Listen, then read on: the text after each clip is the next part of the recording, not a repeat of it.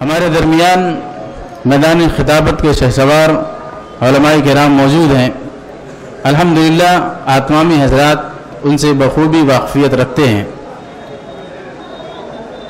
انہوں نے اپنی تقریروں کے ذریعے سے معاشرے کے اندر دینی بیداری کی روح پھونکی اور اس کے ذریعے سے بدعت و خرافات کا خاتمہ کیا.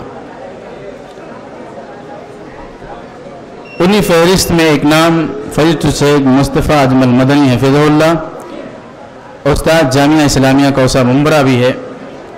میں بڑے ہی ادب و احترام کے ساتھ آپ سے التماس کروں گا آپ آئیں اور اپنے موضوع اخلاق حسنہ کی اہمیت پر خطاب فرمائیں. السلام علیکم ورحمۃ اللہ وبرکاتہ. الحمدللہ رب العالمین والعاقبۃ للمتقین والصلاة والسلام علی اشرف الانبیاء والمرسلین نبینا محمد وعلی آلہ واصحابہ اجمعین. اما بعد. یقول اللہ سبحانہ وتعالی فی کتابہ الحکیم وإنک لعلی خلق عظیم.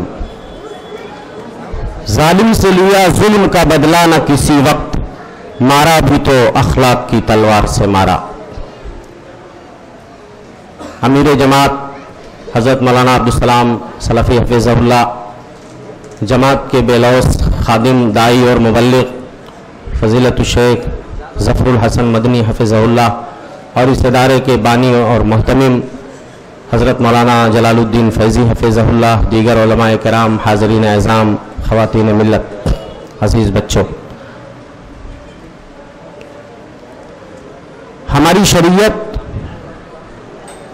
ہر اس خصلت، ہر اس عادت کو اختیار کرنے پر ابھارتی ہے جو اچھی ہوتی ہے، بھلی ہوتی ہے، اور ہر وہ خصلت، ہر وہ عادت جو بری ہو، جس سے آدمی کے کیریکٹر و کردار پہ حرف آئے، ہماری شریعت اس سے اجتناب کرنے کا حکم دیتی ہے، اس سے دور رہنے کی تلقین کرتی ہے. وہ عادتیں، وہ خصلتیں جو اچھی ہوتی ہے، افراد اور معاشرے پر ان کا خوشگوار اثر مترتب ہوتا ہے، ایسی خصلتوں اور ایسی عادتوں کو مکارم اخلاق کہا جاتا ہے، یا حسن اخلاق کہہ لیجئے، یا اخلاق حمیدہ کہہ لیجئے، اخلاق حسنہ کہہ لیجئے. اور وہ عادتیں جو قبیح ہوتی ہیں، بری ہوتی ہیں، جس سے سماج اور معاشرے پر برا اثر پڑتا ہے اور جس سے انسان کے کیریکٹر و کردار پر حرف آتا ہے، انہیں مساوی اخلاق کہا جاتا ہے، یا اخلاق رذیلہ بھی کہہ سکتے ہیں آپ، بری خصلتیں یا برے اخلاق. علماء نے ان پر کتابیں لکھی ہیں. ابن ابی الدنیا کی ہے مکارم الاخلاق، علامہ خرائطی کی مساوی الاخلاق. بری خصلتوں اور عادتوں کے لیے بڑی بڑی کتابیں علماء نے لکھی ہیں، اور اچھی عادتوں کے لیے بھی بڑی بڑی کتابیں لکھی گئی ہیں. اسی طریقے سے محدثین نے احادیث کی کتابوں میں باب باندھا ہے، ابواب البر والصلہ والادب. اس کے تحت سینکڑوں حدیثیں آپ کو مل جائیں گی جن کا تعلق حسن اخلاق سے ہے، مکارم اخلاق سے ہے. میرے بھائیوں، تھوڑی دیر کے لیے اگر ہم جنرل بات کریں اخلاق کی، تو یہ کہہ سکتے ہیں کہ اخلاق سے قومیں بنتی اور بگڑتی ہیں. کسی بھی قوم کی ترقی اور تنزلی کا دار و مدار اخلاق پہ ہے. جس قوم کا اخلاق اچھا ہوتا ہے، جس کی عادتیں اچھی ہوتی ہیں، وہ قوم ترقی کرتی ہے، اور جس قوم کی عادتیں بگڑ جاتی ہیں، ان کے سلوک میں انحراف پیدا ہو جاتا ہے، وہ قوم تباہ ہو جاتی ہے، برباد ہو جاتی ہے. گویا حسن اخلاق یہ تمام ادیان و مذاہب کا مشترکہ باب ہے. یہاں اسلام اور غیر اسلام کی قید نہیں ہے، مسلم معاشرہ اور غیر مسلم معاشرے کی قید نہیں ہے. اخلاق کی ضرورت سب کو ہے. جس قوم نے، جس معاشرے نے اس راز کو پا لیا، وہ قوم ترقی کے منازل طے کرتی چلی گئی، اور جس قوم نے اس راز کو نہیں پایا اس کے اخلاق بگڑ گئے، اس کی عادتیں بگڑ گئی، وہ قوم تنزلی کی دلدل میں دھستی چلی گئی۔ حسن اخلاق کی اہمیت کا اندازہ آپ اس بات سے لگائیں کہ اگر کسی معاشرے سے، کسی جماعت سے، کسی قوم سے اخلاق کو نکال دیا جائے تو وہ جماعت انسانوں نہیں بلکہ جانوروں کا ریوڑ ہو جاتی ہے۔ انسانوں اور جانوروں میں کوئی فرق نہیں رہ جائے گا اگر اخلاق کو نکال دیا جائے تو۔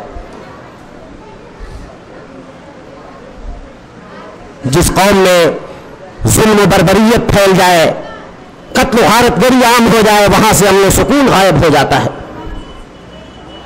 جس قوم میں زناکاری، بدکاری، عیاری، مکاری، فحاشی، دغابازی، مکر و فریب عام ہو جائے، جو بری خصلتیں ہیں، تو وہ قوم صفحہ ہستی سے نیست و نابود ہو جاتی ہے، مٹ جاتی ہے۔ اسی لیے اللہ جل شانہ یہ کتاب مقدس کے اندر جگہ جگہ مختلف صورتوں میں اچھی عادتوں کے اختیار کرنے کا حکم دیا ہے۔ اگر آپ کتاب مقدس کا مطالعہ کریں، مختلف صورتوں میں قرآن مجید کے مختلف صفحات پر ایسی آیتیں بکھری پڑی ہیں کہ جن آیتوں کو اگر ہم اپنی زندگی میں نافذ کر لیں تو ہماری زندگی کی کایا پلٹ ہو جائے، ہمارا معاشرہ سدھر جائے۔ مثال کے طور پر میں چند آیتیں آپ کو اشارے کے طور پہ بتاتا ہوں۔ عفو درگزر کر دینا، کسی کو معاف کر دینا بہت اچھی عادت ہے، حسن اخلاق سے اس کا تعلق ہے۔ قرآن کہتا ہے خذ العفو وامر بالعرف واعرض عن الجاہلین، عفو درگزر سے کام لیجئے، بھلائی کا حکم دیجئے اور جاہلوں سے اعراض کیجئے، ان کے منہ مت لگیے۔ سچ بولنا کتنی بہترین عادت ہے، حسن اخلاق میں، مکارم اخلاق میں ٹاپ درجے پہ ہے سچائی، راست گوئی۔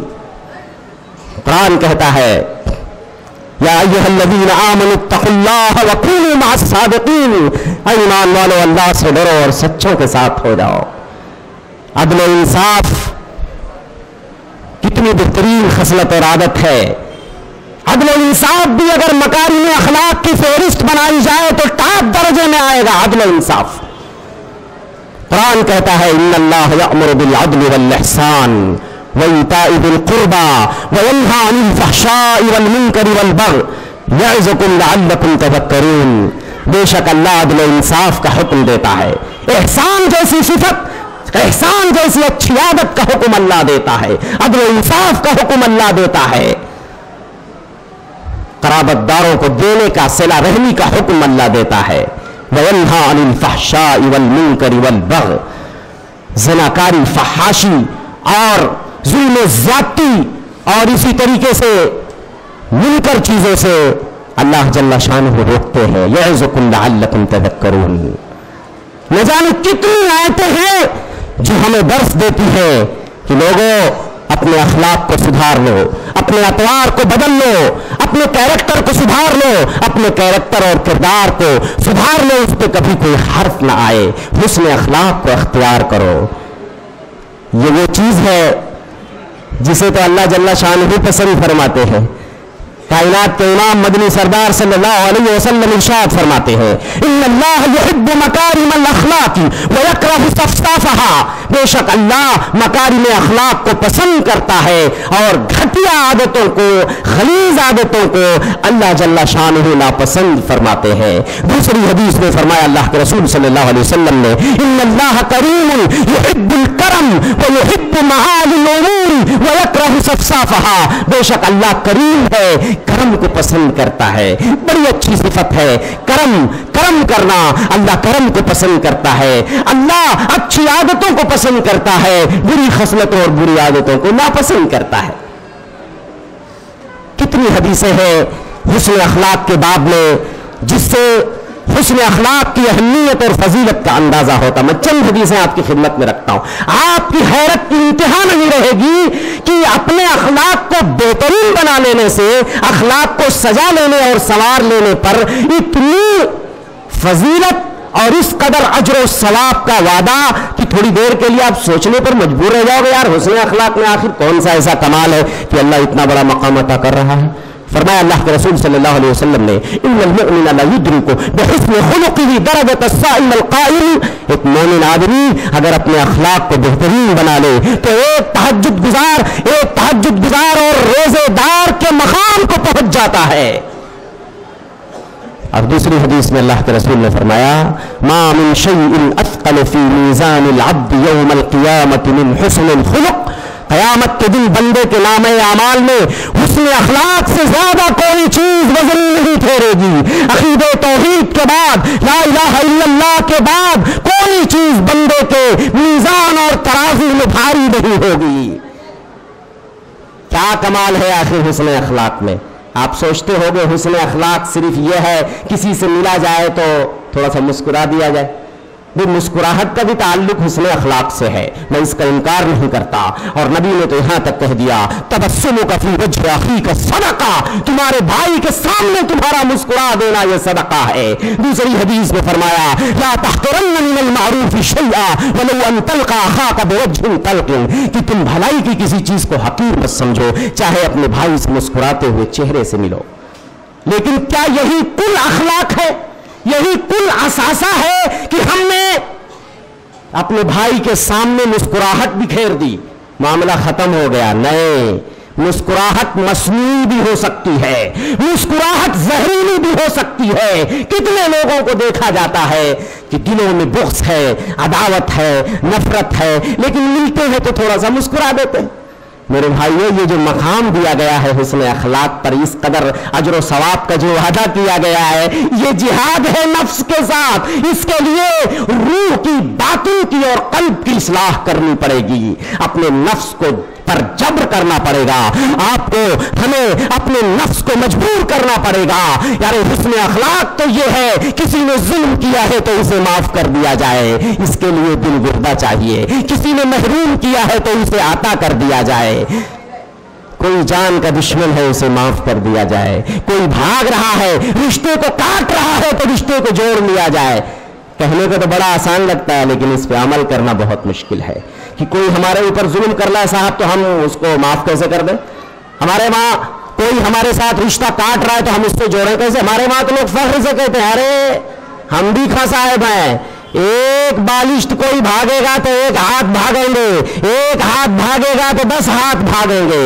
میرے بھائی یہ حسن اخلاق نہیں ہے، نفس کے ساتھ جبر کرنا پڑے گا۔ جو بھاگ رہا ہے اس کا پیچھا کیجئے، جو رشتہ کاٹ رہا ہے اس کے ساتھ رشتہ جوڑ لیجئے، جو ظلم کر رہا ہے اسے معاف کر دیجئے، جو محروم کر رہا ہے اسے عطا کر دیجئے۔ اور یہ کام سب کے بس کا روگ نہیں ہے، اسی لیے یہ فضیلت آئی ہے ان المؤمن لا یدرک بحسن خلقہ درجۃ الصائم القائم، ایک مومن حسن اخلاق سے ایک صائم اور قائم کا درجہ پا جاتا ہے۔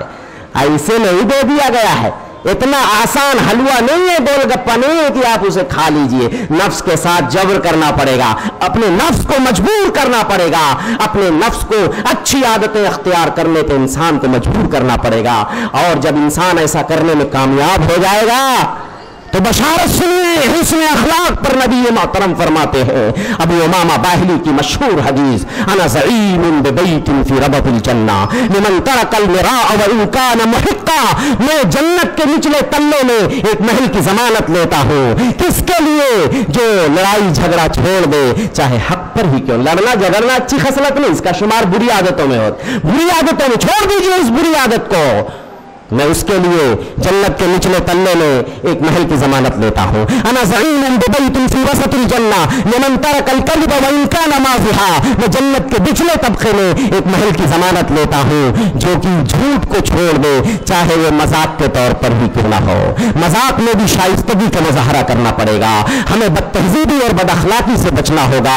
آج مذاق میں لوگ ایسی کی تیسی کر دیتے ہیں، ماں بہن کی کر دیتے ہیں، لوگ کہتے ہیں ہم سے بے تکلفی ہے فلاں کی، فلاں ہمارا دوست ہے تو آدمی ماں بہن کی کر دیتا ہے۔ یہ اخلاق نہیں ہے، اس کا تعلق مکارم اخلاق سے نہیں ہے۔ آپ مذاق بھی کیجئے تو شائستگی کا اور وقار کا دامن ہاتھ سے مت چھوٹنے پائے۔ اللہ کے رسول فرماتے ہیں انا زعیم ببیت فی اعلی الجنہ لمن حسن خلقہ، میں جنت کے اوپری طبقے میں ایک محل کی ضمانت لیتا ہوں، کس کے لیے؟ جو اپنے اخلاق کو سجا لے، اب بہترین بنا لے۔ پتہ یہ چلا اخلاق بہترین دین بنانے سے بنتا ہے اور بگاڑنے سے بگڑ بھی سکتا. آدمی اپنا محاسبہ کرے, اپنے نفس کا محاسبہ کرے, اس کے اندر کون کون سی اچھی عادتیں ہیں, کون کون سی بری عادتیں ہیں. آپ ایک لسٹ بنائیے, ایک فہرست بنائیے, اچھی عادتیں آپ کی کون کون سی ہے, بری عادتیں آپ کے اندر کون کون سی ہے, اور آپ کوشش کیجئے نمبر 1 سے شروع کیجئے. ضروری نہیں ہے کہ ساری بری عادتیں آپ ایک بارگی چھوڑ دیں گے. آپ اسٹیپ بائی اسٹیپ جو سب سے بری عادت ہے اس کو آپ ٹاپ پہ رکھیے, اوپر رکھیے, اور کوشش کیجئے اپنے نفس کے ساتھ جبر کیجئے, اس کو مجبور کیجئے کہ انشاءاللہ العزیز میں اس بری اور قبیح عادت کو ترک کر دوں گا. یہ چیز میرے اخلاق کو بگاڑتی ہے, میرے دین کو بگاڑتی ہے, میرے کریکٹر کو بگاڑتی ہے, میرے کردار کو بگاڑتی ہے, اس سے میرے وقار پہ حرف آتا ہے. انشاءاللہ آدمی دھیرے دھیرے بری خصلتوں اور بری عادتوں کو ترک کر دے گا. تو اس طریقے سے ہمیں دھیان دینے کی ضرورت ہے, توجہ دینے کی ضرورت ہے. اللہ کے رسول صلی اللہ علیہ وسلم نے حضرت ابو ذر غفاری سے کہا تھا, اتق اللہ حیثما کنت, جہاں بھی رہو اللہ سے ڈرتے رہنا. وَأَتْبِعِ السَّيِّئَةَ الْحَسَنَةَ تَمْحُهَا, کوئی گناہ ہو جائے, برائی ہو جائے تو اسے نیکی سے مٹا دینا, نیکی کر لینا, تو اس سے کفارہ ہو جائے گا. وَخَالِقُ النَّاسَ بِخُلُقٍ حَسَنٍ, اور لوگوں کے ساتھ اچھے اخلاق کا مظاہرہ کرنا. اللہ کے رسول صلی اللہ علیہ وسلم سے پوچھا گیا کون ہے وہ چیز جو سب سے زیادہ لوگوں کو جنت میں لے جائے گی. اسی لیے یہ فضیلتیں جو بیان کی جا رہی ہیں, میں نے سبب بتا دیا کہ اتنے فضائل کا جو وعدہ اور اتنے اجر و ثواب کا وعدہ کیا گیا ہے, اسی لیے کہ کام آسان نہیں ہے لیکن ناممکن بھی نہیں ہے. بس تھوڑا سا ہمیں نفس کا محاسبہ کرنا ہوگا اور نفس کے ساتھ جہاد کرنا ہوگا اور اچھے اخلاق, اچھی عادتوں کا خوگر بنانا ہوگا. جو یہ فضیلتیں ہیں انہیں جب ہم اپنے ذہن و دماغ میں رکھیں گے تو انشاءاللہ ہم اپنے اخلاق کو سنوارنے میں کامیاب ہو جائیں گے. اللہ کے رسول نے فرمایا تھا کہ پوچھا گیا سب سے زیادہ جنت میں لے جانے والی چیز کون سی ہے, تو آپ نے فرمایا تقوی اللہ و حسن الخلق, اللہ کا تقوی, اللہ کا ڈر اور اچھے اخلاق. ہمارے نبی کی حیثیت حسن اخلاق کے باب میں تکمیلی حیثیت تھی.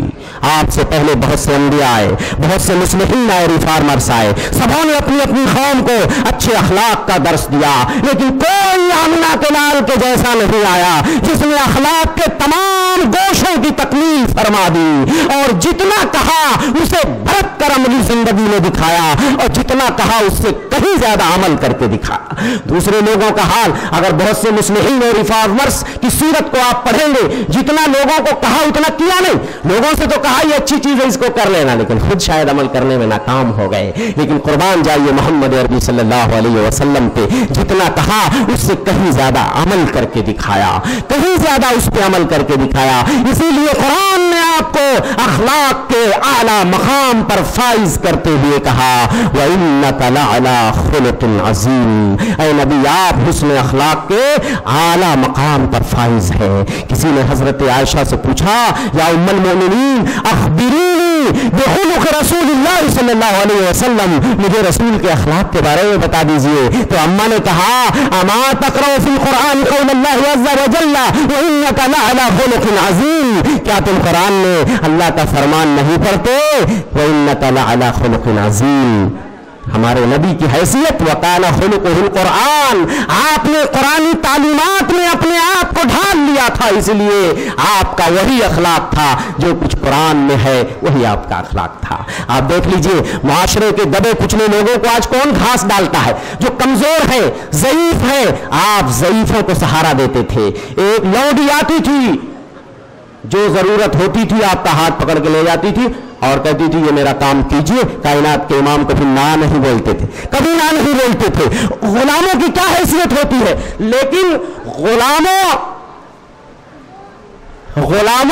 غلاموں کے ساتھ آپ نے حسن سلوک کا جو درس دیا, یہ آپ کے حسن اخلاق کا ایک اعلیٰ باب ہے. میرے بھائیو حیران رہ جائیں گے, کمزوروں, دبے کچے, معاشرے کے دبے کچلے لوگوں کے ساتھ آپ نے کس قدر بہترین برتاؤ کر کے دکھایا اور اچھا برتاؤ کرنے کا حکم دیا. ایک ابو مسعود انصاری ایک غلام کو پیٹ رہے تھے کوڑے سے. اس کے بعد پیچھے سے آواز آ رہی ہے احلم ابا مسعود, احلم ابا مسعود. अबू मसूद नरमी करो, नरमी करो। पीछे मुड़ के देखते हैं कायनात के इमाम आ रहे हैं, कहते हैं कोड़ा मेरे हाथ से छूट के गिर गया। अल्लाह के रसूल ने फरमाया जितना तुम इस गुलाम को मारने पे कादिर हो, तुम्हारा अल्लाह तुम्हारे ऊपर इससे ज्यादा कादिर है। कहते मैंने कहा हुआ हुर्रुन बिवजहिल्लाह या रसूल अल्लाह, मैंने आजाद कर दिया अल्लाह की रजा के लिए गुलाम को। आपने फरमाया अमा लौ लम तफअल ललफहतकन नार यौमल क़ियामह औ लमस्सतकन नार यौमल क़ियामह, अगर तुमने अभी इस वक्त इस गुलाम को आजाद न किया होता तो इस पर जुल्म उठाने और कोड़े बरसाने के नतीजे में जहन्नम की आग तुम्हें जला सकती थी। अबू ज़र ग़िफ़ारी रज़ी अल्लाह अन्हु एक बार जोड़ा पहने हैं, मारूर बिन सुवैद फरमाते हैं वही जोड़ा मालिक के जिस्म पे है, वही जोड़ा गुलाम के जिस्म पे है। कहते मैंने पूछा हजरत ये क्या माजरा है, ये क्या माजरा है, वही जोड़ा आपने पहना वही जोड़ा गुलाम में, दोनों में फर्क होना चाहिए आका और गुलाम में। कहने लगे इसका एक पस मंजर है, मैंने एक शख्स को इन्नी साबत रजुलन फिल जाहिलिया, ज़माने जाहिलियत में एक आदमी को मैंने बुरा भला कह दिया था, उसकी माँ के हवाले से बाज़ शारहीन ने लिखा है कि उसको यबन सौदा कह दिया था, कलूटी का बेटवा। तो अल्लाह के रसूल को जब ये खबर मिली तो आपने फरमाया इख्वानुकुम खवालुकुम जअलहुमुल्लाहु तहता अयदीकुम, ये जो लेबर है, ये जो गुलाम है तुम्हारे अंदर में काम करते हैं, तुम्हारे हाथ के नीचे अल्लाह ने इन्हें रख दिया है, लेकिन है तो तुम्हारे भाई। तो जो खाओ इन्हें भी खिलाओ, जो पहनाओ इन्हें भी पहनाओ, जो पहने इन्हें भी पहनाओ, और इतना काम मत दे दो कि वो उसको कर नहीं सकते, और अगर इतना काम दे दो तो उनकी मदद करो, खुद तुम आका हो मालिक हो, लेकिन हाथ बटाओ, उतने ही काम दो जितना गुलाम कर सकता है, तुम्हारा लेबर कर सकता है, तुम्हारा मजदूर कर सकता है। आज जो बूढ़े हो जाते हैं, खूसट बूढ़े हो जाते हैं 70-80 साल की उम्र, वही आदमी जब जवान था, जाहो मनसब वाला, शोहरत वाला, दौलत वाला, तो लोग सैल्यूट किया करते थे। आज जब वो बूढ़ा हो गया तो कोई घास नहीं डालता, कोई उससे सीधे भी बात नहीं करता। कायनात के इमाम मुआशरे के ऐसे दबे कुचले बूढ़े खूसट बूढ़ों के साथ कैसा मामला करते थे। एक बार अल्लाह के रसूल के दरवाजे पे एक बूढ़ी खातून दस्तक देती है, पूछते हैं मन अंती, कहती है आना जफ़्फ़ामा अल-मुज़निया। अल्लाह के रसूल कहते हैं बल अंती हस्साना अल-मुज़निया। दरवाजा खुलता है, वो खातून अंदर तशरीफ लाती है, अल्लाह के रसूल बैठ जाते हैं उनके सामने, पूछते कैफ़ हालुकुम कैफ़ कुंतुम बादना, क्या हाल है अम्मा सुनाओ, हमारे बाद तुम्हारा गुजर बसर कैसे हुआ करता था। देर तक आप उस बूढ़ी औरत से बात करते रहे। जब वो औरत निकल के जाने लगी तो हजरत आयशा कहती है या रसूल अल्लाह अतुक़बिलु अला हादिहिल अजूज़ हादल इक़बाल, अल्लाह के रसूल ये सब बुढ़िया है और आप इससे इतने हिमाक के साथ बात कर रहे, इतनी देर से खैरियत में लगे हुए हैं, क्या जरूरत थी। अल्लाह के रसूल ने फरमाया आयशा तुम्हें नहीं मालूम ये बुढ़िया कौन है, इन्नहा कानत तातीना ज़माना खदीजा, ये खदीजा के जमाने में हमारे घर में आया करती थी। व इन्न हुस्नल अहद मिनल ईमान, अच्छा बर्ताव करना, लोगों के साथ भलाई का मामला करना, उनकी खबरगिरी करना, उनकी खैरियत लेना, ये सारी चीजें ईमान का हिस्सा है। मेरे भाइयों अखलाकियात को निकाल दिया जाए तो ईमान सलामत नहीं रह सकता। इस्लाम की पुरबहार फजाओं में अगर प्रवास करना है तो एक बाजू अगर अकायद ईमानियात का होगा तो दूसरा बाजू अखलाकियात का होगा। इन्हीं दोनों बाजुओं पर हम इस्लाम की फजाओं में प्रवास कर सकते हैं। इन दोनों बाजुओं में से एक बाजू भी अगर कमजोर हो गया तो हम इस्लाम की पुरबहार फजाओं में प्रवास नहीं कर सकते। इसीलिए अल्लाह के रसूल ने अकीदे तौहीद के बाद सबसे ज्यादा जो मेहनत की लोगों के अखलाक को, किरदार को, कैरेक्टर को सजाने में, संवारने में, और उसके लिए कितनी मशक्कतें और अज़ियतें आपको उठानी पड़ी, और नबी करीम की मेहनत का नतीजा था और अल्लाह का फजल था कि लोगों के दिल आपस में जुड़ गए। और वो अरब का जटिल मुआशरा, जो लोग एक दूसरे के खून के प्यासे थे, जितनी गलीज और कबीह आदतें थी सब उनके अंदर भरी हुई थी, लेकिन उनकी आदतें अच्छी हो गई, मकारिम अखलाक के खूगर बन गए, अच्छी आदतें उनके अंदर कूट कूट कर भर गई, एक दूसरे के भाई भाई बन गए। कुरान ने कहा कि ए नबी अगर अल्लाह का फजल न होता लौ अनफक़्ता मा फिल अर्ज़ि जमीआ, पूरी जमीन का खजाना खर्च कर देते आप, मा अल्लफ़्ता बैना क़ुलूबिहिम वलाकिन अल्लाह अल्लफ़ बैनहुम, आप लोगों के दिलों को जोड़ नहीं पाते, लेकिन ये अल्लाह की ज़ात थी जो लोगों के दिलों को जोड़ दिया। मेरे भाइयों जालिमों से कभी बदला नहीं लिया, खून के प्यासों को माफ कर दिया। लंबी दास्तान है, उसके लिए वक्त नहीं है, बस सिर्फ मैसेज और खुलासा यह है कि मेरे भाइयों जरूरत है कि हम अखलाक हसना की अहमियत को समझें और उसको अपनी जिंदगी में नाफिज करें, अपने अंदर अपने आप का मुहासबा करें, कौन सी आदतें हमारी कबीह और बुरी है उन्हें हम तर्क कर दें, और जो अच्छी भली आदतें हैं हम उन्हें अख्तियार करें। اللہ سے دعا ہے کہ اللہ ہم تمام بھائیوں کو حسن اخلاق مکارم اخلاق کا خوگر اور پابند بنائے. آمین. وما توفیقی الا باللہ. صلی اللہ علیہ وسلم محمد. السلام علیکم ورحمۃ اللہ وبرکاتہ.